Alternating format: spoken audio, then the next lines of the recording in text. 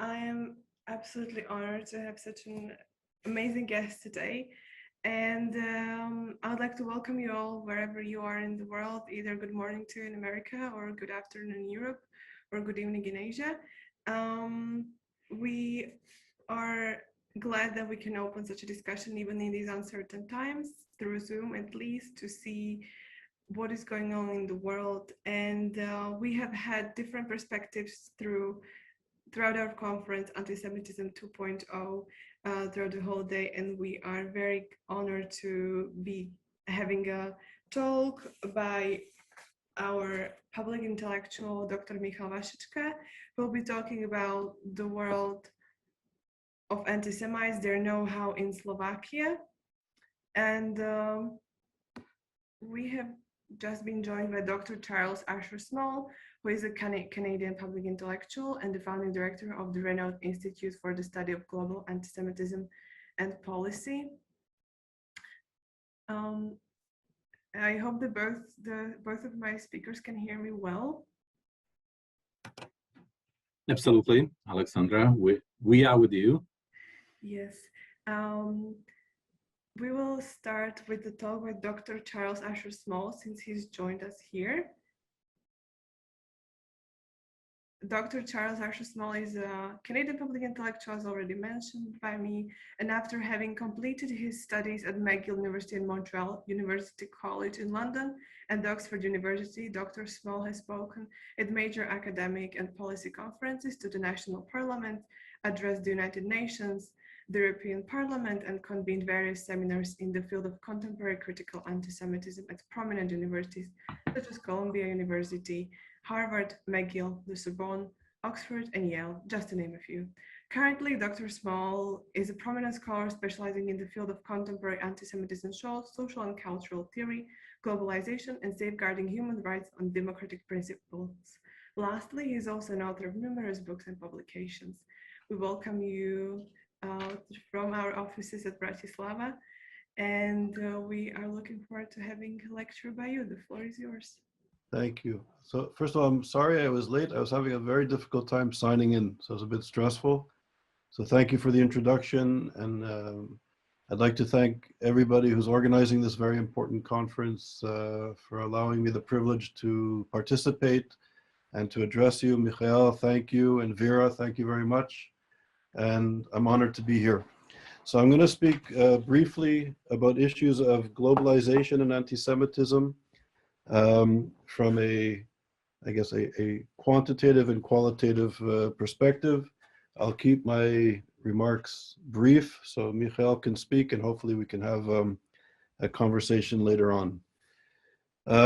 So first of all, as I think many of you are certainly aware, the explosion of contemporary anti-Semitism in the last month or so, particularly in Western Europe and North America, I think shocked many people. Many people in the Jewish communities around the world have experienced a level of anti-Semitism in terms of physical violence and in political discourse that perhaps is unparalleled. And I think several of my colleagues at ISGAP and myself would see this as something has shifted. The discourse has shifted where anti-Semitism, contemporary anti-Semitism, is no longer a problem on the fringes of society or on the fringes of academia or in the media, but has become very much a mainstream phenomenon. And I think this is alarming, not just to the Jewish community, it should be alarming to scholars of the field, and it should be alarming to the human rights community and those who are concerned about issues of human rights and democratic principles and even basic notions of citizenship.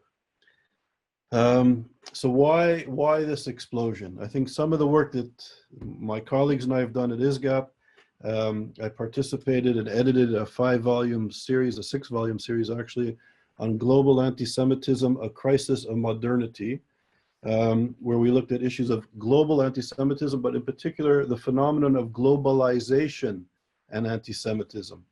And I think, without going into too much detail because of the limitations of time, I think we have to begin to ask ourselves very serious questions about why is there an explosion of anti-Semitism in 2021? Why is this explosion happening on the streets and in the universities and in the media of record and even in the halls of parliament and the Congress and Senate at democracies throughout the world? Why is it that Jewish people, individuals having a dinner in a restaurant in New York or walking on their streets home from Toronto, why were they physically assaulted and the human rights community was remaining basically silent? Why do we hear many stories of students leaving universities because they're Jewish and faculty members unable to engage in their research and engage in their work and live as intellectuals from a Jewish community with all of that what it entails? Why is this happening? And I think that the fragmentation of our society, this sort of unbridled neoliberal capitalism, and I need to put this in these terms, we need to understand the power relations in society and how power is shifting.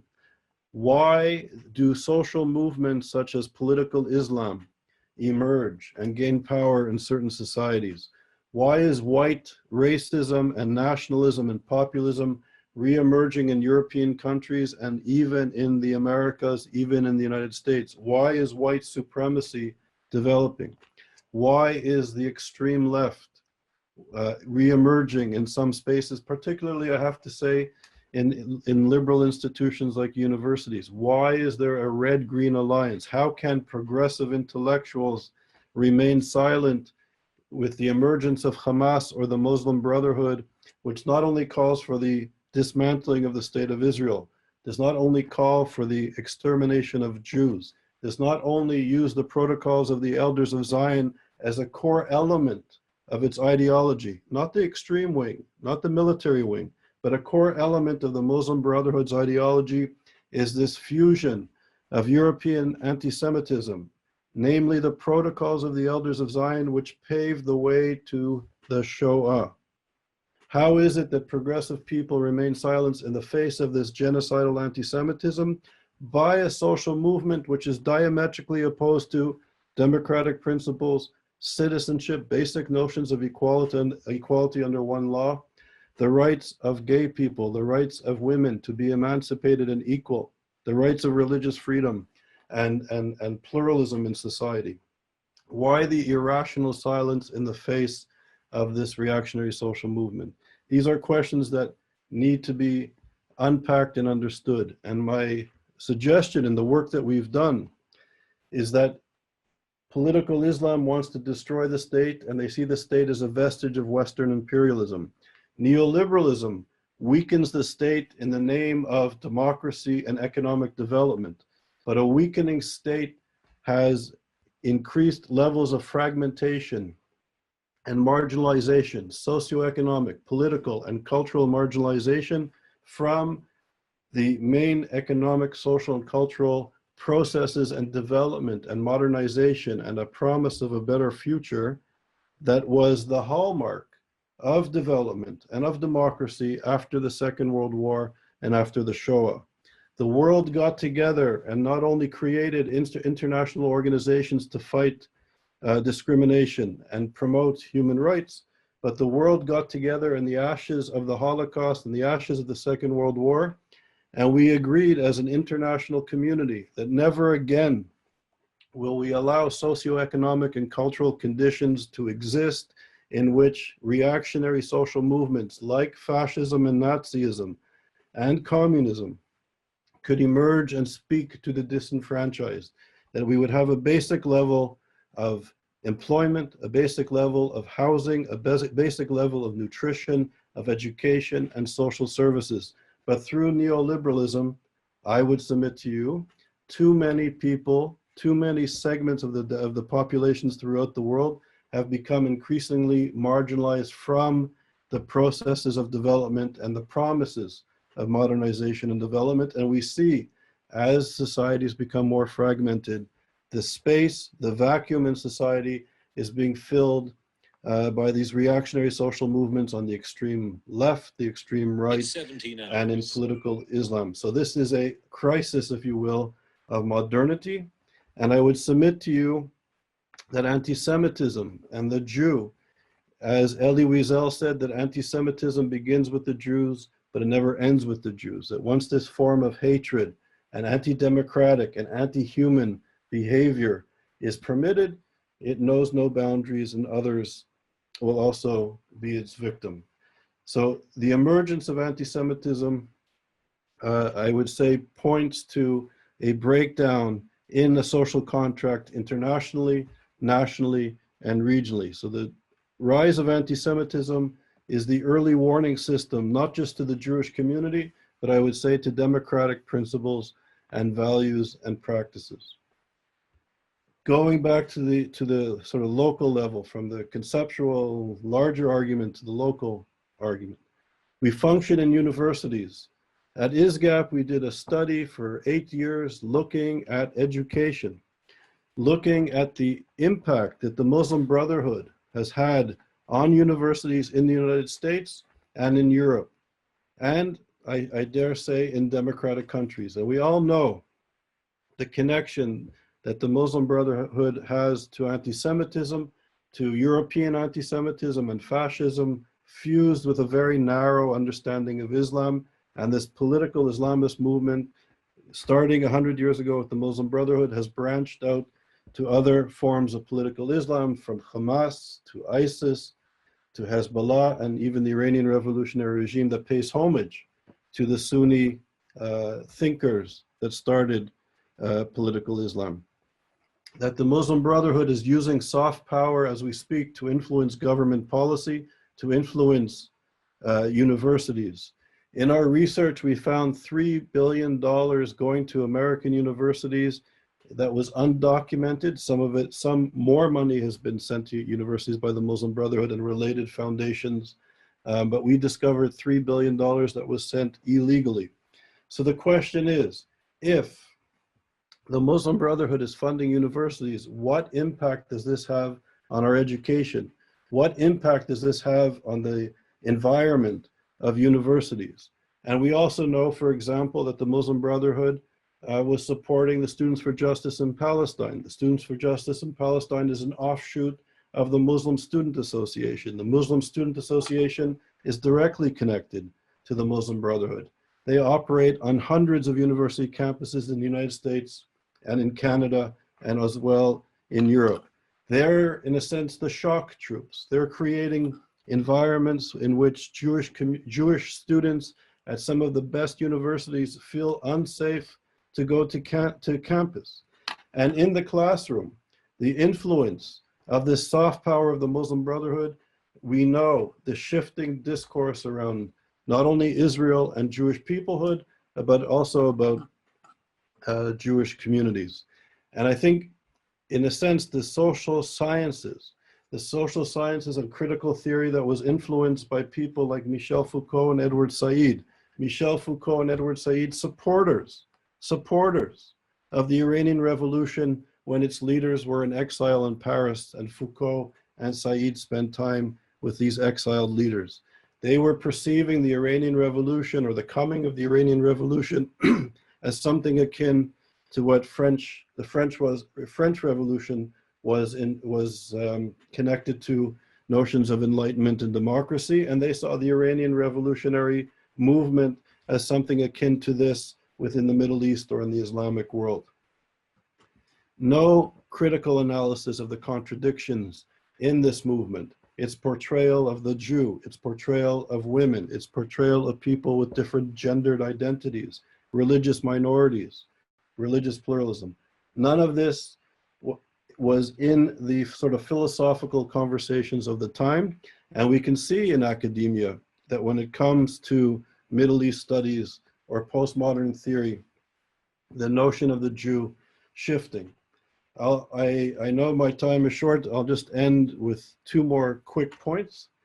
Said famously said that, he portrayed himself as the inheritor, the next, in a sense, Theodor Adorno. Said said that he was the last authentic Jewish intellectual. Talk about chutzpah. That he was the last authentic Jewish intellectual, the inheritor of the Frankfurt School in Adorno. He was the last Jewish intellectual, while the Jewish intellectuals were moving, as he said it, as Said said, to the suburbs of America engaged in consumption.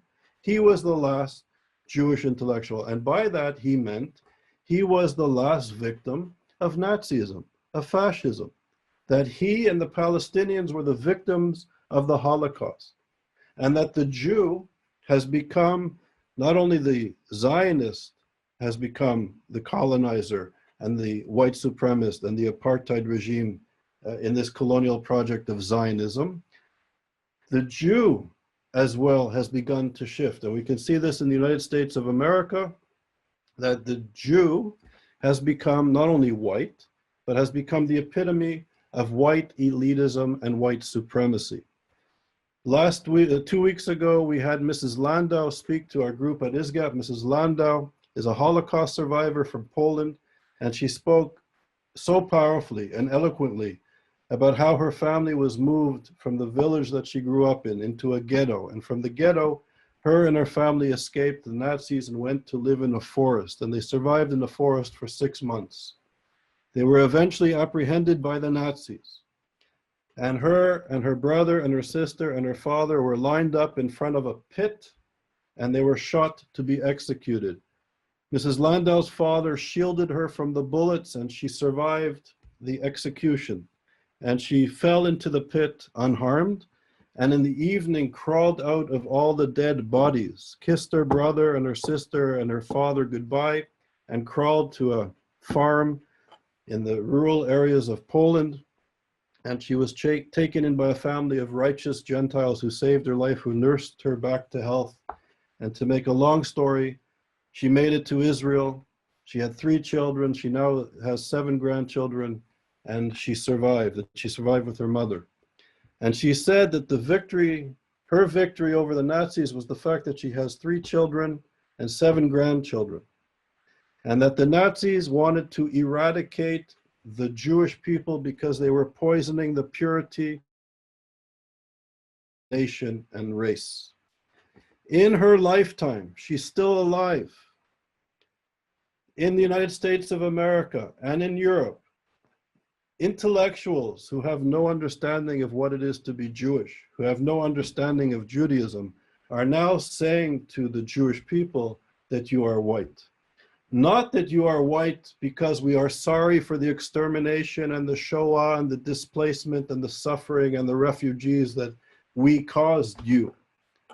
It's not welcome to the club, we're sorry. No, it's you are now white, and you are the epitome of whiteness, of elitism, of racism, and of colonialism. The Jew somehow has taken over the history of 500 years of colonialism, of genocide in Asia, Africa, and the Americas, and the establishment of states that covered 85% of the world. It is now the Jew and Israel which represents this. Now, this is rooted in the finest institutions of our universities, the most important institution in democratic societies. And when the thugs in the last few weeks came to kosher restaurants and pulled its patrons and clients out of the restaurants and beat them, when students are being beaten on campus, this, my friends and colleagues, is rooted in this intellectual moment. It is the intellectuals in the universities that are the elite and the disenfranchised refugees who come to the West, who are going and searching for Jews to beat and harm them, are the shock troops.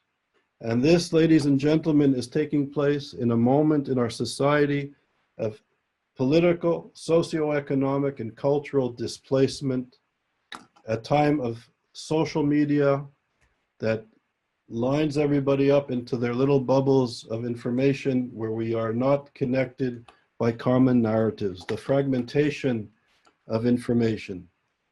And I'll just end on one note by saying those of us who are engaged in the study of anti-Semitism, it's not just the study the sociological and historical and interdisciplinary and multidisciplinary analysis of contemporary anti-Semitism. Ladies and gentlemen, you're also involved in the struggle to legitimize and to find a space where we can operate in an academy which has been influenced by the funding and the ideology that is demonizing the Jew, and by demonizing the Jew, demonizing and weakening notions of citizenship, of all of us being equal regardless of our background under one legal system in a democratic society. It undermines the legitimacy of what the university and what society ought to be. So we are all, ladies and gentlemen, involved in the struggle, not just to defend the Jews, but to defend basic democratic principles and to defend the sacredness and the legitimacy of the university. Thank you. Thank you very much, Dr. Small, for your reflection on today's society throughout the world. Now, I would like to say to our attendees that they can ask questions at Slido. They'll be answered after the talk after Michal Vašečka's talk. Dr. Michal Vašečka, we're honored to have you today. You're a public intellectual and a renowned sociologist who focuses on the issues of ethnicity, race, migration, populism, extremism, and civic society. As a visiting scholar, you operated at the New School University in New York, at the University of London, Georgetown, and as a scholar in residence of the Institute of the Study of Global Antisemitism and Policy at the Oxford University. Moreover, Dr. Michal Vašečka was a consultant for the World Bank, and since 2020, Dr. Vašečka works as a research fellow at ISCAP. Currently, he is the program director at Bratislava Policy Institute and serves as a representative of the Slovak Republic in the European Commission Against Racism and Intolerance, as well as human rights body of the Council of Europe. We're honored to have you here today, and I will just share the presentation and you can start. Okay, thank you very much, Alexandra. I was afraid that you are going to read the whole CV, and I'm very glad that I can continue after Charles' talk. I had the pleasure to meet Charles Small for the first time 5 years ago in Oxford, and I always, when I'm listening to his speeches, I see that his passion is unparalleled among other scholars and activists in the field. I have been working on the issue of anti-Semitism for many years to study the issue of anti-Semitism, and therefore I might surprise some of our colleagues. I mean, colleagues from overseas by presenting anti-Semitism in Central Europe that is slightly, in a slightly different perspective that they are used to when they are thinking about Central Europe. After all, Charles picked up the certain perspective of anti-Semitism in the Western world these days, and let me present you slightly different view, but which I believe is compatible, very much compatible. And I understand that there might be some confusion here when I will be presenting anti-Semitism in Central Europe in slightly, to a certain extent, de-Judaized perspective. Because after all, it was a Central Europe that witnessed tragedy of Holocaust, how to say it, from the first raw seed. It was here when anti-Semitic hatred reached its peak some 8 years ago. So, but I would like to present to you the perspective of anti-Semitism as a phenomenon that is used and misused by enemies of open society in order to slow down modernization processes of these countries. Next slide, please. So the thesis of my presentation is very simple. Anti-Semitism in Central European countries has been playing a role in the political battle over open society. Secondly, although it's not perceived as a pressing problem, and I'll show you data in a few seconds by Central European societies, anti-Semitism serves a function of exclusion and disqualification of liberal elites, fostering liberal pluralism and multicultural society. And it's happening in all of these countries, but though I will present mostly Slovak case, within Czechoslovakia, you can draw almost a red line to observe attempts to disqualify protagonists of open society from Masaryk, the first Czechoslovak president, and the Hilsner affair that happened 120 years ago, through the case of reformists of 1968, reformy leaders of Charter 77 in 70s, up to disqualification of Velvet Revolution leaders at the beginning of 90s, and putting a question mark on civil society leaders these days, Butora in 2004 and Chaputova in 2020. And just small remark, I will be not speaking so much about it, but sadly, intelligence services, not only Slovak or Czechoslovak, but mostly from other countries, and in this sense, very often during the communism of intelligence services of neighboring countries such as Soviet Union, Poland, GDR, were heavily, significantly involved in the process of disqualification of these liberal elites. And next slide, please. And let me remind you, just for the beginning, that when I'm mentioning Central Europe, I should say that Jews in the past were the most genuine Central Europeans. The concept of Central Europe was naturally embraced by the Jews who lived in various societies of Central Europe. And as Ernst Gellner was saying, Jews were not altogether integrated and accepted, and often made to feel uncomfortable by the majority population. Suddenly, Jews found themselves at the beginning of 20th century, end of 19th century, in a relatively hostile situation. And next slide, please. And also because Jews are not present anymore in these societies, we can also, because of that, we can say that this glue that were holding these societies together is leading to the situation when we are somehow shifting to illiberal Central Europe. What we are experiencing these days is really the end of liberal consensus about the future of the region, and the whole region is starting to backslide back into various illiberal democracies, procedural democracies, soft autocracies, hybrid forms of authoritarianism. And it's anti-Semitism, although being not the most salient problem in Central European countries nowadays, which is playing important role in the process of backsliding from liberal democracy. And I will show you how. So next slide. And this is a very conventional, traditional definition of anti-Semitism, and I'm absolutely sure that you are all aware of it. But if we would apply this very definition of anti-Semitism to Slovakia, next slide, please, we wouldn't really get the picture right.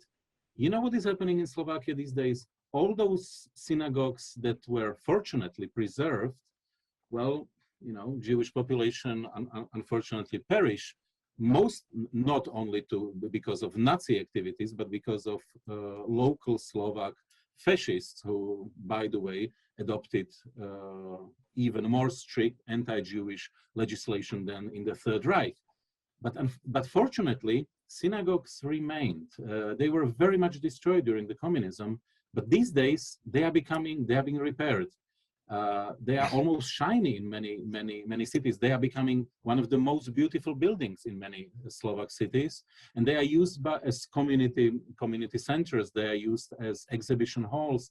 They are becoming a hub where civil society leaders and young Slovak activists are meeting. So they got kind of a new life, which is very fortunate, I must say. So some people might say, well, obviously, this is not the most pressing problem for Slovakia. Next slide. But when when you would be checking the results of Eurobarometer, which is measuring views of European society as a whole, suddenly you would realize that Slovak citizens are not really very much convinced that anti-Semitism is a pressing problem. Just compare it with many very, I would say, very, civilized societies such as Swedish, French, or German, where people are very much aware of the problem they might have. In some countries of Central and Eastern Europe, it's not that visible.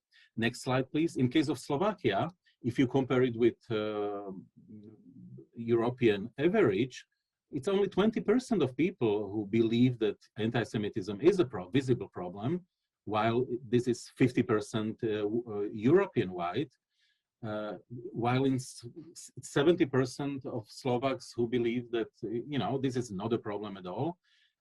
On European scale, it's 43. So you clearly see certain difference between European countries, European average and Slovakia. Next slide. And the fact that Slovakia has a problem, I can show you on another Eurobarometer from 2016, where when people were asked, would you feel comfortable if one of your children was in a relationship with a Jew? And suddenly, look at the map of the European Union, it's Cyprus and Slovakia that scored the worst. So suddenly on this very personal level, we see that anti-Semitism, is well hidden in certain archetypes of behavior, and it's reproduced from, within generations. Next slide, please. And if you would check the whole Central European region, this is a relatively old survey, which I like very much because we can compare data in all 5 Central European countries, and honestly speaking, in every particular country, data were not changing dramatically. We just are lacking comparative analysis in last years, and the first glimpse of this study is saying for itself something very important. First of all, anti-Semitism after 1989, as many were suggesting after 1989, and especially American scholars, I must say, was not so much result of this frozen dynamic of the societies that were not able to discuss certain problems after 1945. If you compare Austria, that was lucky enough not to have a Soviet army on its territory for those long decades, the level of anti-Semitism is in many accounts even higher than in other Central European countries that were part of the so-called animal farm. Immediately you can see, secondly, that there are stunning differences between those countries. Very low level of anti-Semitism in the case of Czech Republic, relatively high, let's say in case of Poland, relatively high in case of Austria. Thirdly, you can clearly see that while let's say Slovak citizens scored only 15%, were saying, well, only, still a lot, that to get rid of Jews from our country had also positive features. The kind of a conspiratory statement that Jews rule the world were supported by 51% of Slovaks. And we can go on. Next slide, please. So by term of anti-Semitism in case of Central Europe these days, one might understand a rather universal substitutive phenomenon that seeks to blame Jews, or more often those who are considered to be Jewish, for being responsible for misfortunes, political and economic turmoils. It derives from conspiratory thinking. It is accompanying modernization and globalization process, and it constitutes way of rejection of liberal democratic regime and open society. Next slide, please. And in Central Europe these days, of course, sporadically Jews tend to be objects of open and sometimes even violent anti-Semitism in this region. Non-Jews, and this is important information, become increasingly objects of anti-Semitism, and this phenomenon reflects conspiratory character of these countries, finalizing their processes of modernization. So anti-Semitism consequently serves certain function for people suffering by various insecurities of a modern world with social cohesion fading away. Anti-Semitism is therefore inherently interconnected with the modern society. People are, consequently, people are bring into new, wider, and more interconnected communication networks, and they simply asking questions: who rule this world? And they are pretty much lost in answering that. Slovakia is a perfect example. Next slide.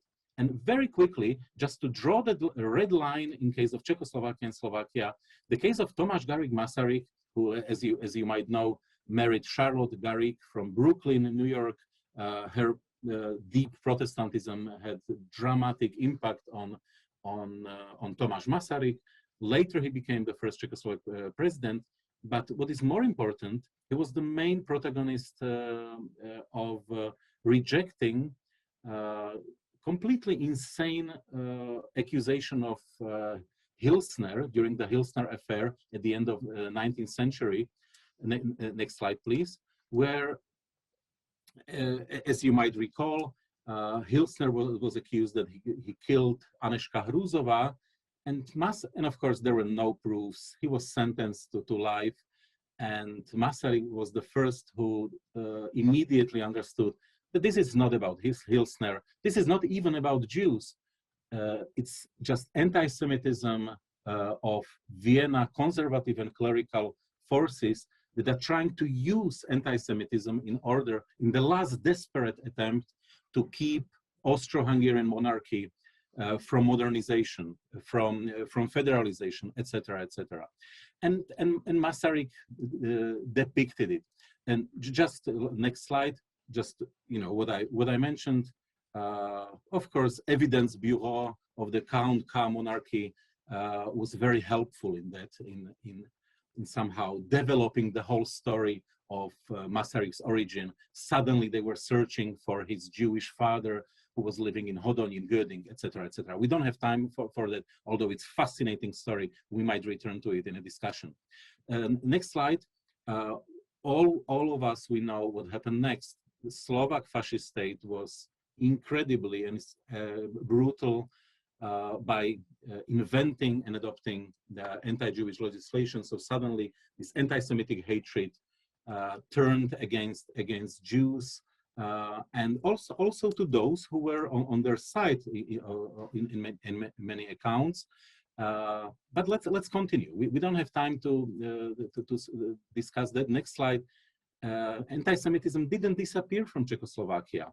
After support of Israel in 1948, anti-Zionist campaign started very dramatically.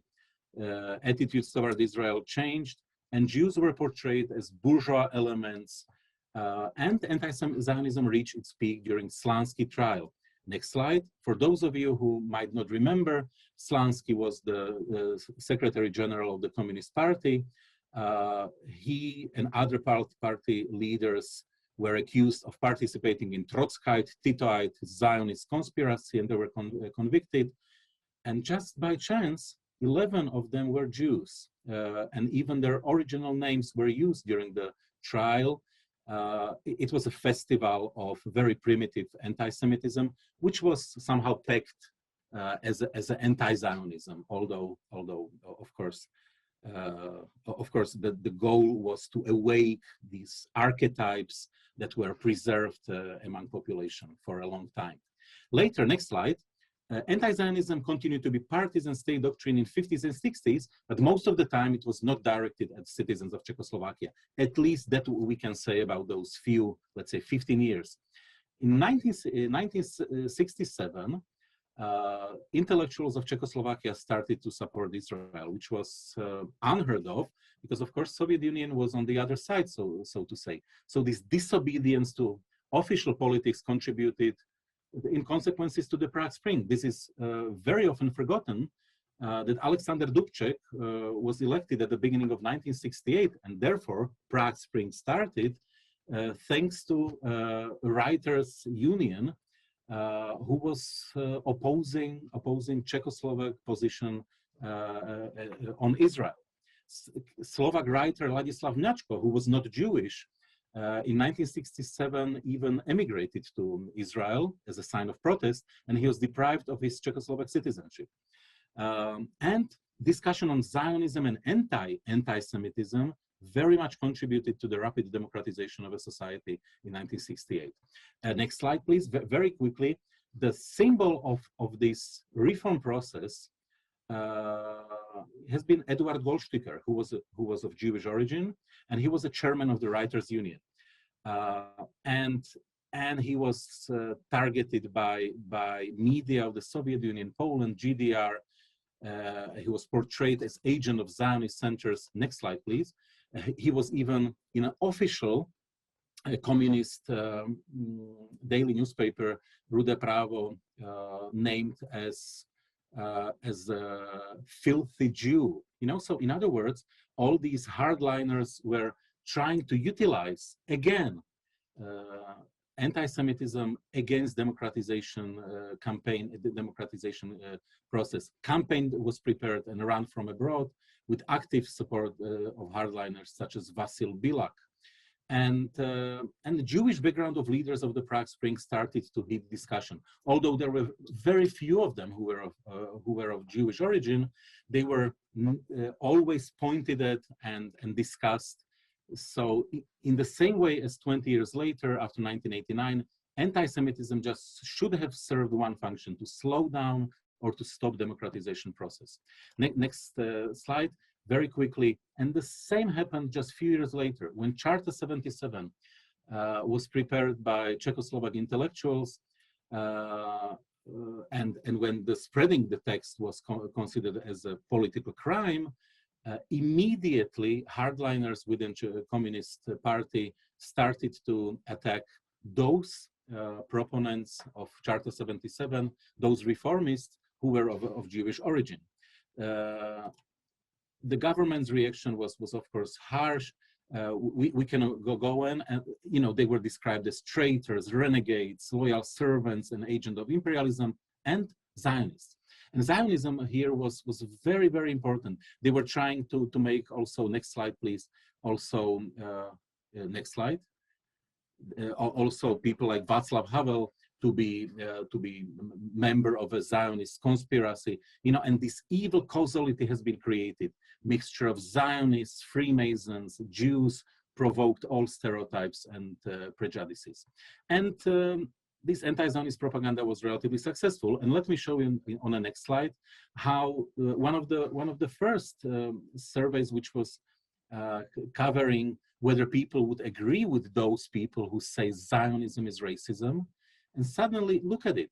In case of Slovakia and the Czech Republic, actually many people supported this option, although as we saw from other results, Czech anti-Semitism was much lower in comparison to others. You know, so this propaganda, which was going on for many years during communist regime, was relatively successful. Next slide, and we will speed up the process. I know that I'm running out of time.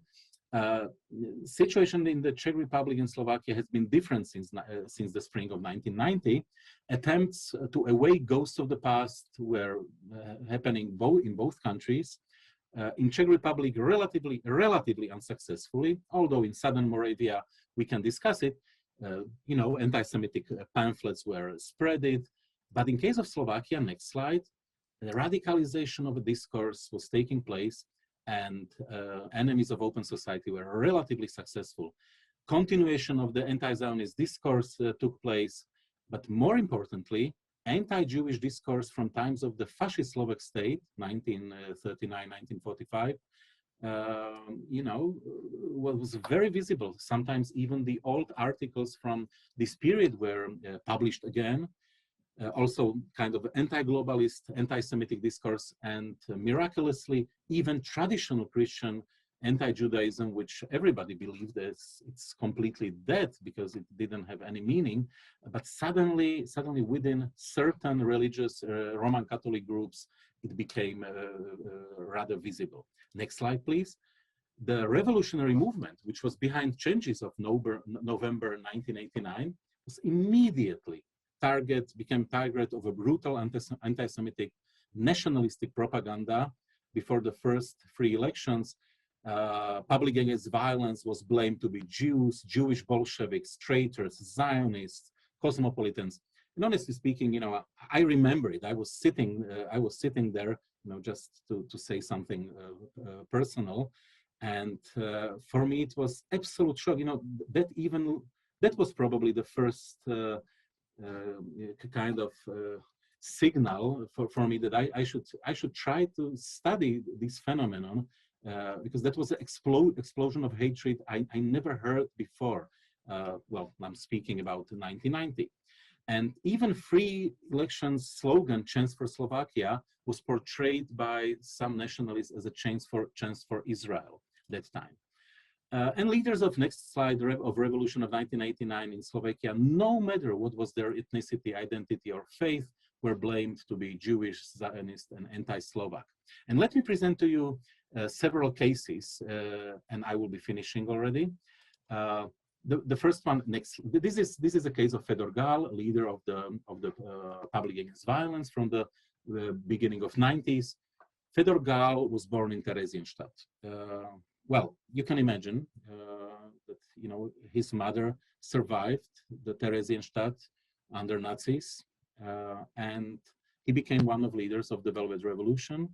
And after he was behind the removing populistic and nationalistic Prime Minister Vladimir Mečiar from his seat in April 1991, Fedor Gál became the most salient visible symbol of betrayal and anti-Semitic campaign forced him to leave Slovakia. People were basically spitting on him, beating him on the streets, setting fire next to his door, and he literally ran away from Slovakia. And of course, people denied that Fedor Gál became a victim of anti-Semitism following interpretation scheme. There is no anti-Semitism in Slovakia, and if yes, it's Jews who are responsible for it. Another case, Martin Butora, in the next slide, please. Case of Martin Butora was very different. His Jewishness has been constructed. Martin Butora is not a Jewish person, although for many years he's saying that he wouldn't mind to be Jewish because he has a lot of Jewish friends and he admires Jews, etc., etc.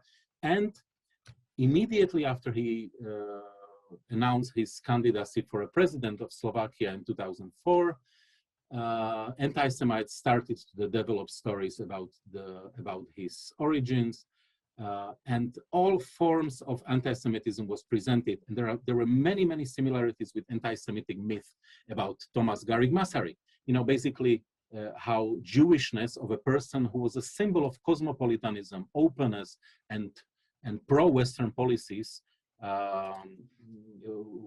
were displayed. Next slide. Even in the period when Slovakia was a very successful and transformative country, there were moments when even Slovak Democrats somehow miraculously found themselves on the wrong side. So even during the Prime Minister Dzurinda's government, there was a case Skupinka, a small group, where Dzurinda basically announced that there is a small and well-coordinated group, second center of power in the country, which is trying to harm Slovak government and his party. And just by case, 5 out of 7 members of the group were Jews. Later on, and I'm finishing, don't worry, Zuzana Čaputová, who is recently a president of Slovakia, and you see, I mean, she's my personal friend, and I must say that, well, when you look at her, she's kind of this banal Slavic type, which you might find everywhere in the Czech Republic, Slovakia, or Poland. Next slide. Zuzana Čaputová, as an environmental activist who was running for a president, and almost miraculously she won, anti-Semites were not able to find anything about her. So they started to develop the story that she's Jewish, but they didn't know how to do it. So they photoshopped Čaputová's nose. You heard it today from other contributions, so I don't need to go into details. Since once enemies of open society were not able to find any smoking gun against her, they simply tried anti-Semitism. So next slide, and everything is happening. Yes, this is it. Of course, anti-Semitism in Slovakia slowly and systematically, and unfortunately, is becoming part of the public discourse these days, thanks to presence of neo-Nazis in the parliament. And this is, of course, something what we can discuss, because this type of neo-Nazis you can find practically only in Slovakia and Hungary these days. Golden Dawn was removed from parliament in Greece. And in comparison to Le Pen, in comparison to AfD in Germany or Italian brothers, etc. These guys are more dangerous, and we can discuss it eventually. So let me finalize my talk. So cases of massacre from the beginning of 20th century: Goldsticker from 68, Gal from 91, Butora from 2004, Chaputova from 2020, suggests that what is the main reason and function of anti-Semitic campaigns these days in Slovakia: to get rid of liberal elites from the politics and social life. Anti-Semitism proved to be a good way how to bring false stones into discussions about modernization of the country. And last slide, so to suggest some broad conclusions. Anti-Semitism in Central Europe is these days paradoxically not so much focused primarily against Jews, though that does not mean that as a phenomenon does not constitute a danger for Jews themselves. Anti-Semitism rather plays a role in the political battle over open society. And I believe that anti-Semitism, although not dramatically visible, influences therefore processes of modernization of Central European countries these days equally as in the past. Thank you very much.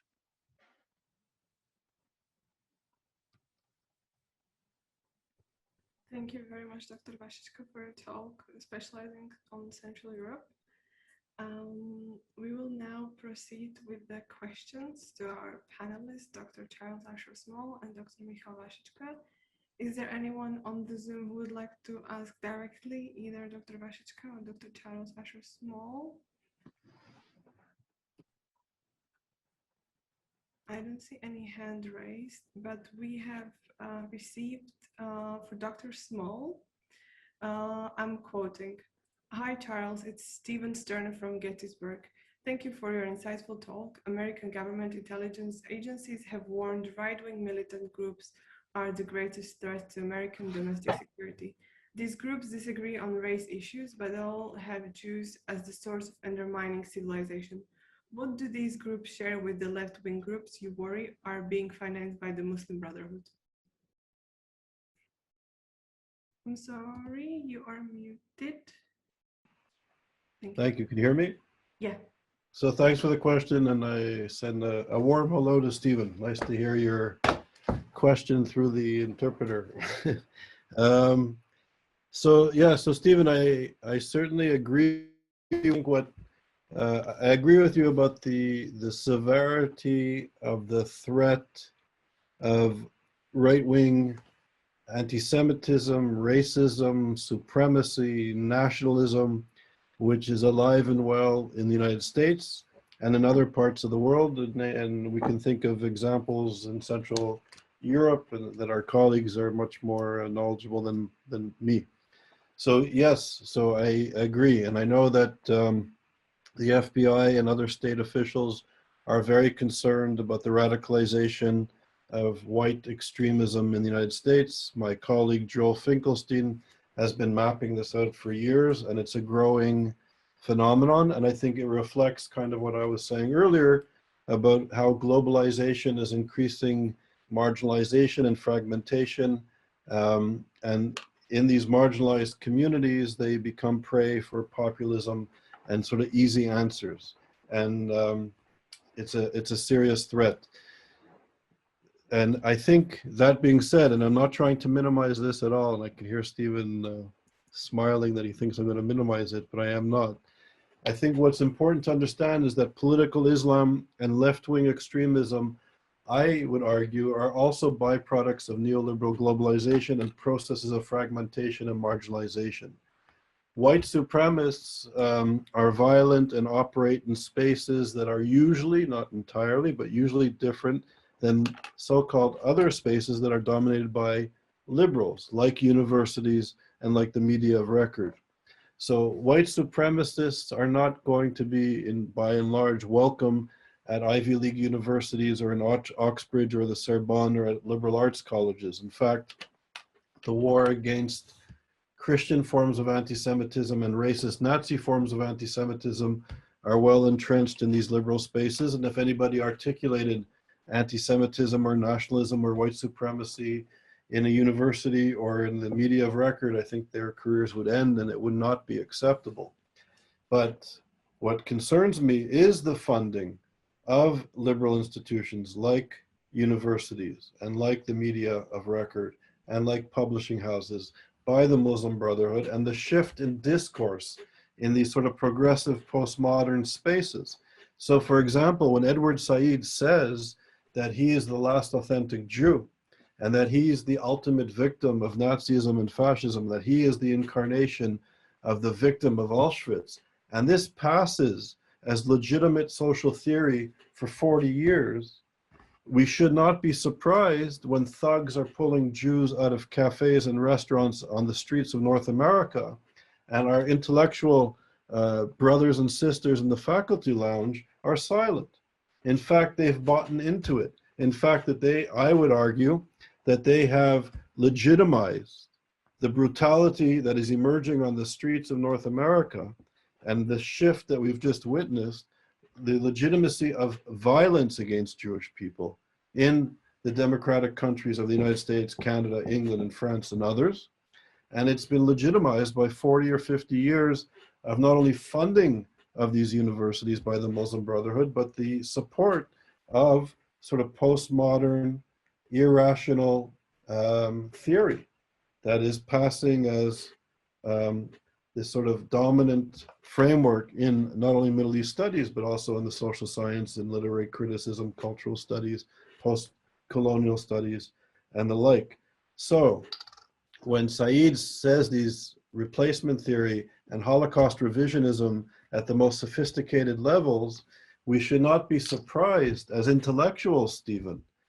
Yes, the streets, and yes, the synagogues, and yes, the white supremacists are mobilizing and expanding and becoming more radical, and it's a physical, dangerous threat that we probably underestimate.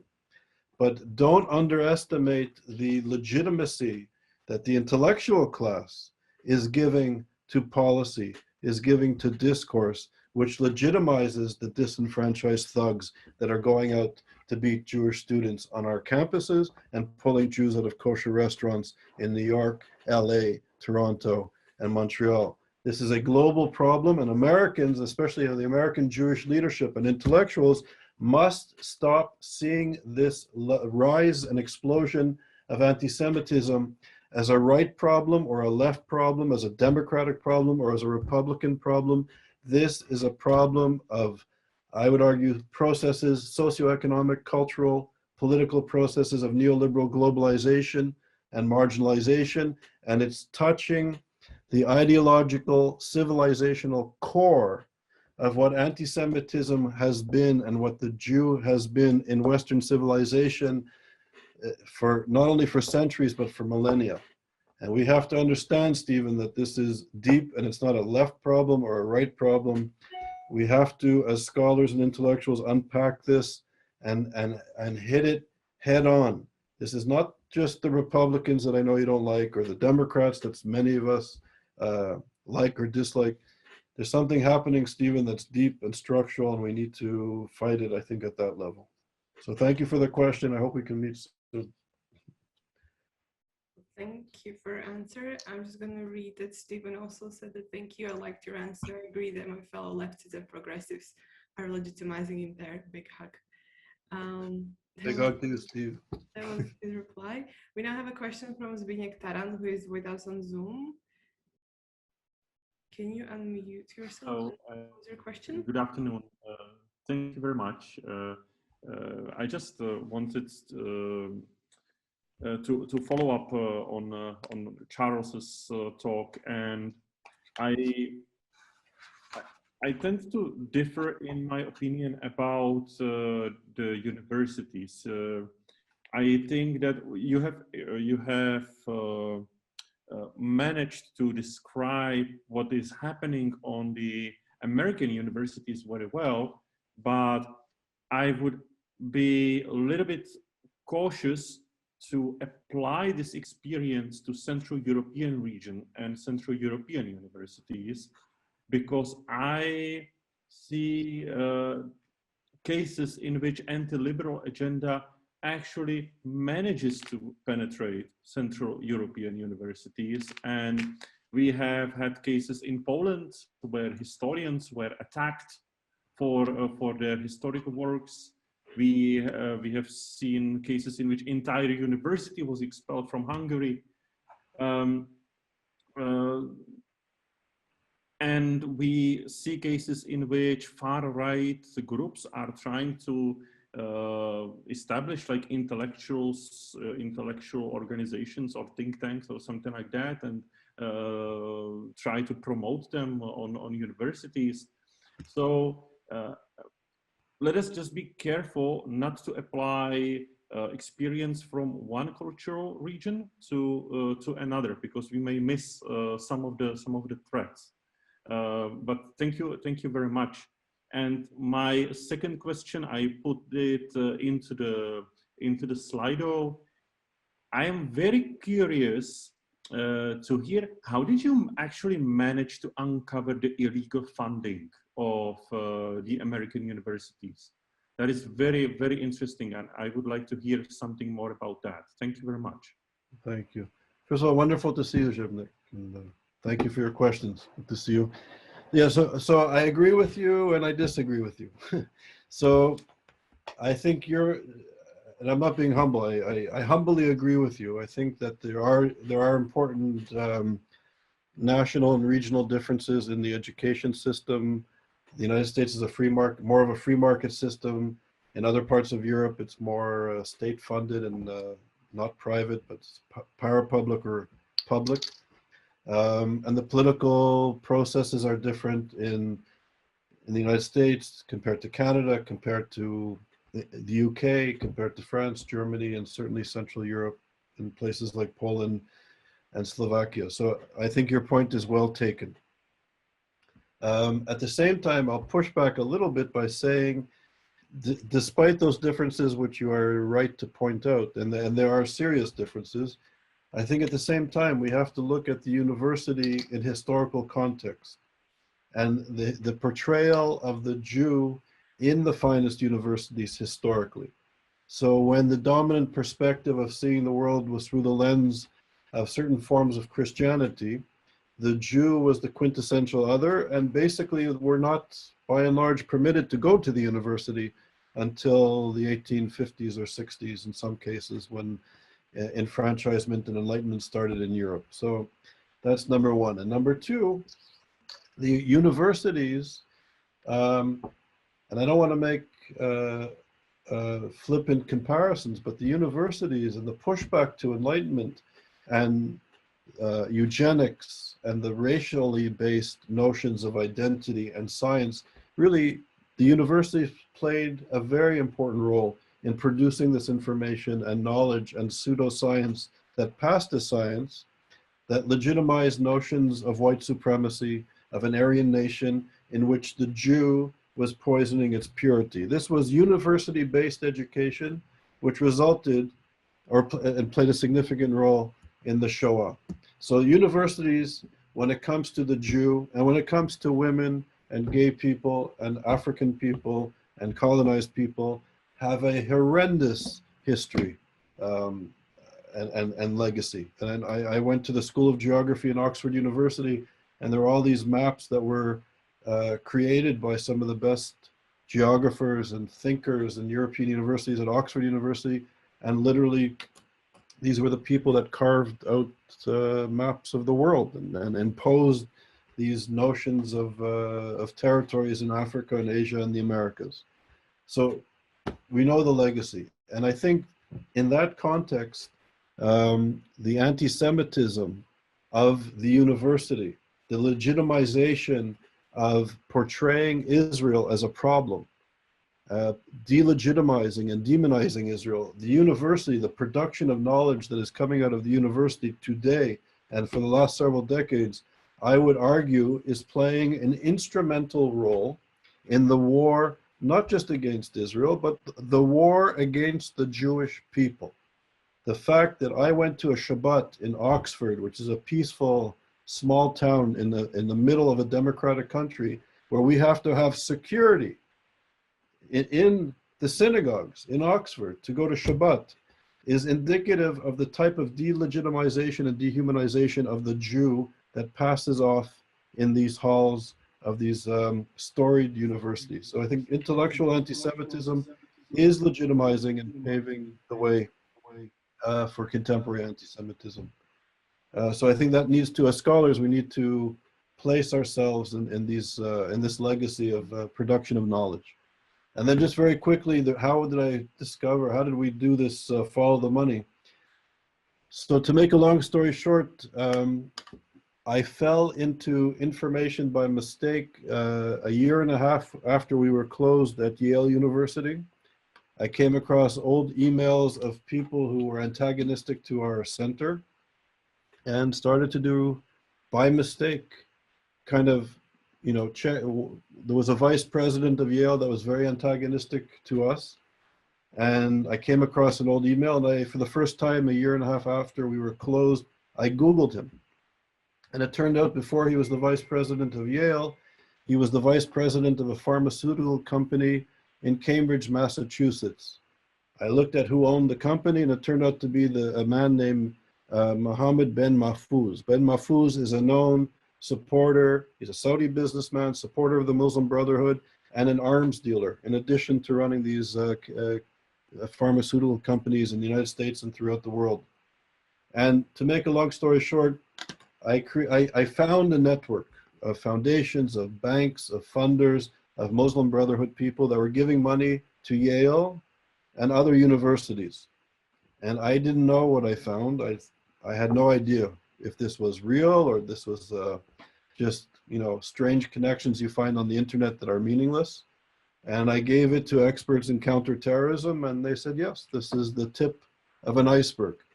And then this led to research. We started working with colleagues who are experts in the Muslim Brotherhood in Europe and North America, and experts who track funding of terror organizations.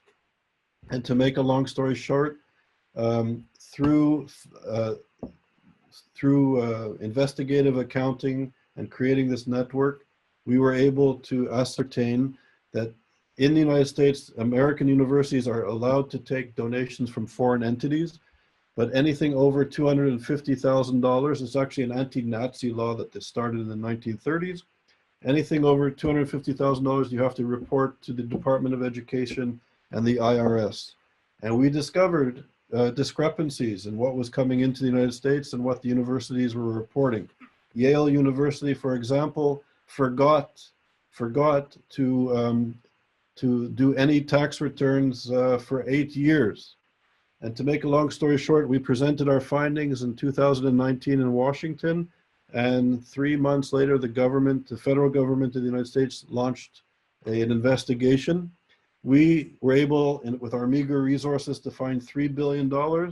And now the next report that the federal government will be putting out, they've located $18 billion in undisclosed funding to American universities by foreign entities. And a significant part of that, at least 6.8 billion, is coming from the Muslim Brotherhood.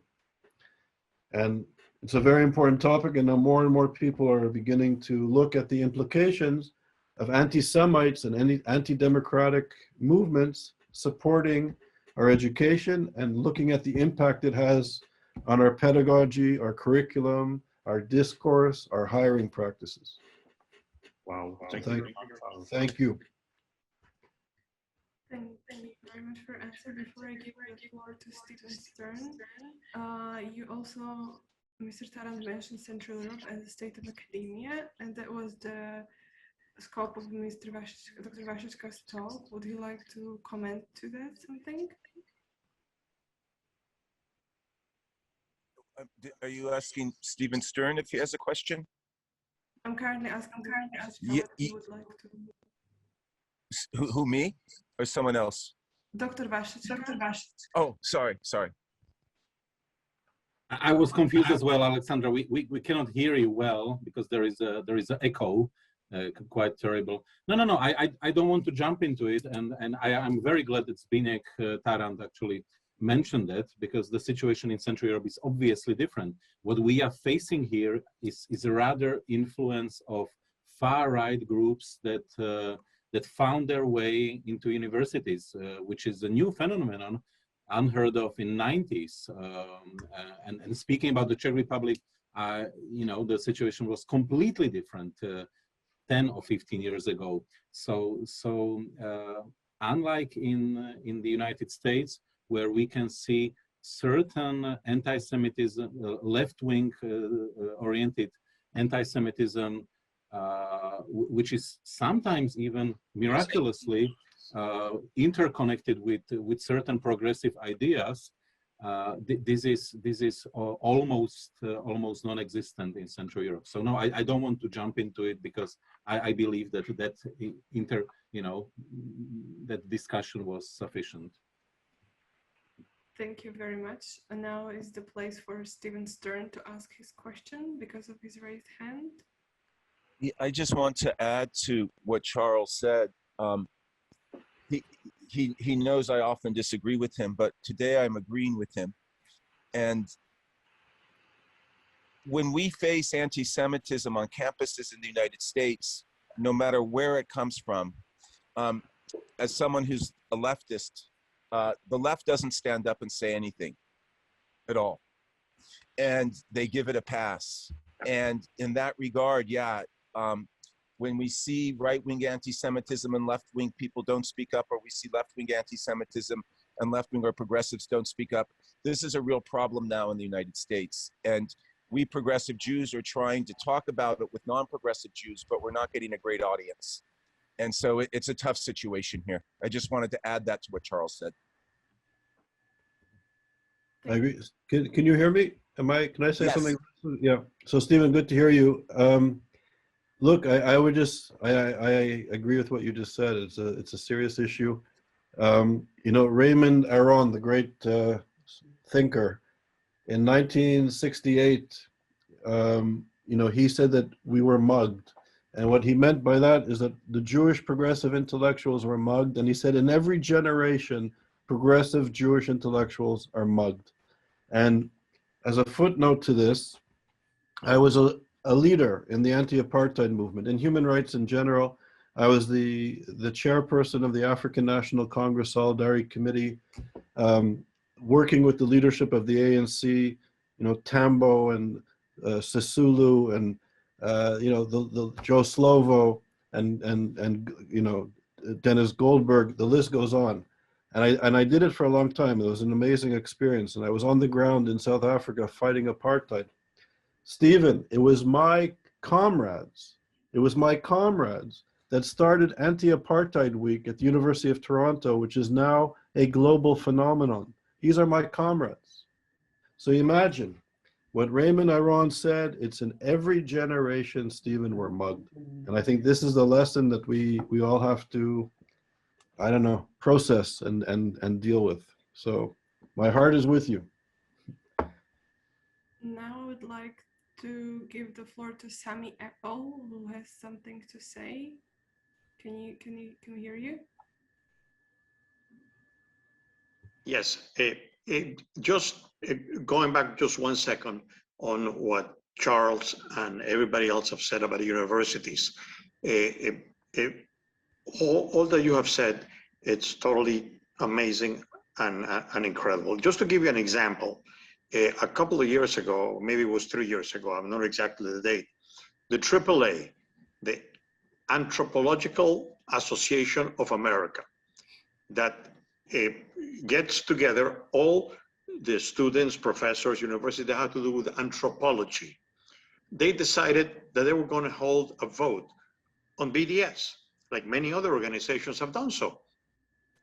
And it actually took a Jewish professor to stand up at the actual vote taking to say, listen, you guys don't understand that is exactly what Hitler did, that he actually called all his anthropologists to, in a scientific way, point to the defects of the Jew. And now you're going to do it again here. That shamed the people in such a way that he was defeated. Next year, it was approved. Thank you. Thank you very much. Now we have a raised hand by Mark Freeman. Can we hear you? Hi, I'm having trouble hearing the chair, but I think I was asked if I to comment. It strikes me that what actually unites comments from everyone, and what unites Charles' comments with the comments about anti-Semitism in Central Europe as well, is the focus on nationalism. We don't see it in North America yet because our universities, frankly, are stupid. And I say this as a veteran of the academy, and having just given up and left the academy and become a lawyer where you can actually do things. But the difficulties we're having, and Charles is right to look at the Muslim Brotherhood as the wellspring of all this. It comes down to the same anti-modern, primitive nationalist ideology, seeking a counter to modernism and liberalism. And the Jew is always, always identified as the chief opponent of modernism, pluralism, cosmopolitanism, and the academic criticism of the status quo is a criticism at the end of the day of liberalism also. In the 1960s, the New Left started out as a humanistic criticism, but it was a criticism of the liberal state. Those of us who were in the New Left in the 1960s, what was the worst thing that we said about Hubert Humphrey? He was a liberal. We were wrong then, and I've come to really regret the poverty of the analysis. But it was liberalism then that was the enemy. It's liberalism now that's the enemy of the left, without really thinking through what that means. It becomes easy then, when you're criticizing liberalism, not to notice that the people who are with you on the barricades are people who would be just as happy to restore a pre-modern status quo. And that's what really unites the anti-Semites. They are, whether it's on the left or on the right, they are looking to destroy liberalism and institute something different in its place.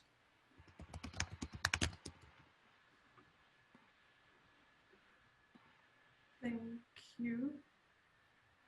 Would any of the panelists like to comment to that, something? I'd just like to say it's a very important point, and I agree completely. It's very important to think about it. Thank you, Mark. Now we have a question for Dr. Vašečka through Slido.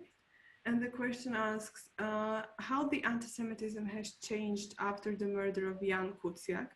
Are you observing any differences? And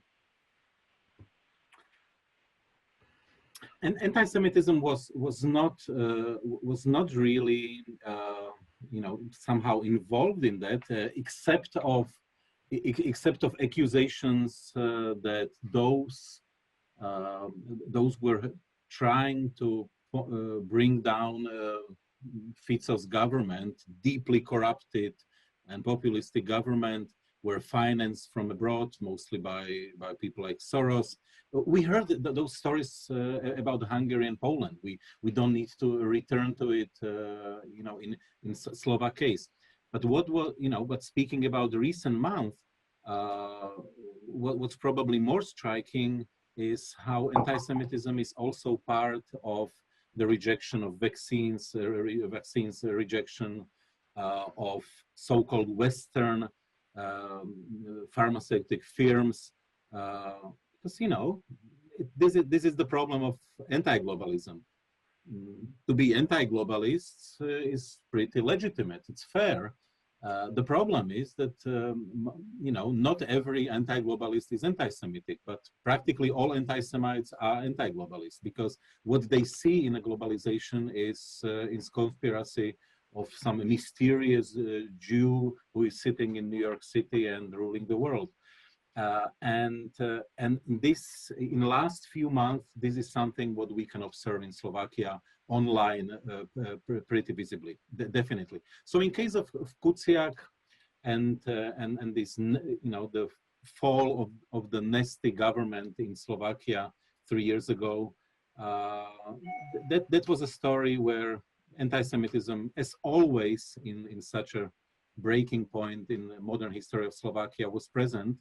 But I would say it was not by far the best example. But pandemic itself, I would say, brought more anti-Semitism than anybody would expect.